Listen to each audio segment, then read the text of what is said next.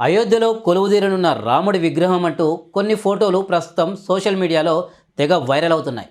అయితే ముందుగా ఓ వస్త్రం కట్టి ఉన్న ఫోటో బయటికి రాగా ఆ తర్వాత కేవలం కళ్ళకు గంతలు కట్టి ఉన్న విగ్రహానికి సంబంధించిన ఫోటోలు వైరల్ అయ్యాయి.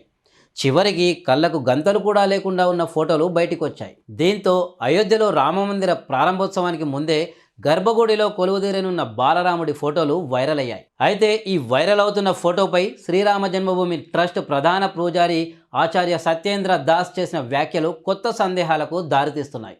అయోధ్యలో ప్రాణప్రతిష్ఠ కాకముందే బాలరాముడి విగ్రహం కళ్ళను ఎలా చూపించారని ఆచార్య సత్యేంద్ర దాస్ ప్రశ్నించారు. గంతలు లేకుండా కళ్ళు కనిపిస్తున్న ఆ బాలరాముడి విగ్రహం నిజమైంది కాదని వ్యాఖ్యానించారు. ప్రాణప్రతిష్ఠ కార్యక్రమం పూర్తయ్యే వరకు శ్రీరాముడి విగ్రహం కళ్ళను బహిర్గతం చేయరాదని ఆచార్య సత్యేంద్రదాస్ తెలిపారు. ఈ సందర్భంగా కళ్ళకున్న వస్త్రాన్ని తీసి ఉన్న ఫోటోలు నిజమైన రాముడి విగ్రహానికి సంబంధించినవి కావని సత్యేంద్రదాస్ పేర్కొనడం సంచలనంగా మారింది.